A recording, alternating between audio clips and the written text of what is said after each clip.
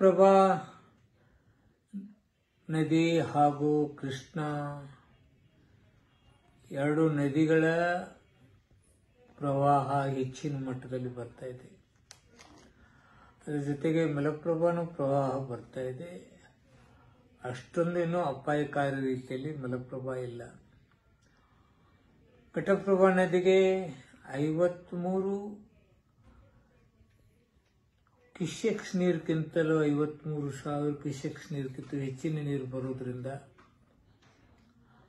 ಘಟಪ್ರಭಾ ನದಿ ದಂಡೆಯಲ್ಲಿರ್ತಕ್ಕಂತಹ ಮಿರ್ಚಿ, ಮಳಲಿ, ಚೆನ್ನಾಳ್, ನಂದಗಾಂವ್ ಹೀಗೆ ಎಲ್ಲ ನದಿಯ ಪಾತ್ರದಲ್ಲಿರ್ತಕ್ಕಂಥ ದಂಡೆಯಲ್ಲಿರ್ತಕ್ಕಂಥ ಜನರಲ್ಲಿ ನಾನು ವಿನಂತಿ ಮಾಡ್ಕೊಳ್ತಾ ಇದ್ದೀನಿ. ದಯಮಾಡಿ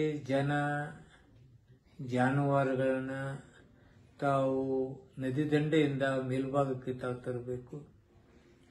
ಅಧಿಕಾರಿಗಳ ಜೊತೆ ತಾವು ಸಹಕಾರ ಮಾಡಬೇಕಂತ ತಮ್ಮಲ್ಲಿ ನಾನು ವಿನಂತಿ ಮಾಡ್ಕೊಳ್ತಾ ಇದ್ದೀನಿ.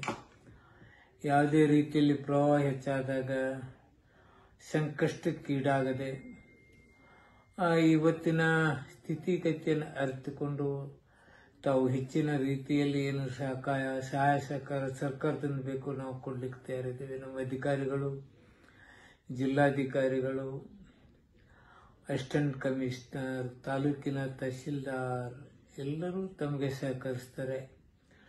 ನಾನು ಮತ್ತೊಮ್ಮೆ ವಿನಂತಿ ಮಾಡ್ಕೊಳ್ತಾ ಇದ್ದೀನಿ.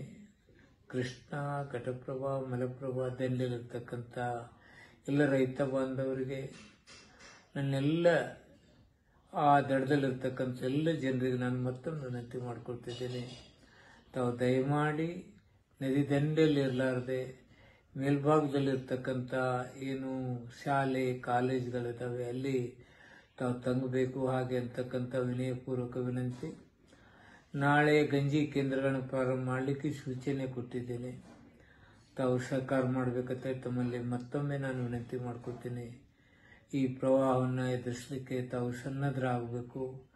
ತಾವು ಆ ನದಿ ಪಾತ್ರದಿಂದ ಹೊರಗಡೆ ಬರಬೇಕು ಹಾಗೆ ಅಂತೇಳಿ ತಮ್ಮಲ್ಲಿ ವಿನಂತಿ ಮಾಡ್ಕೊಳ್ತೇನೆ.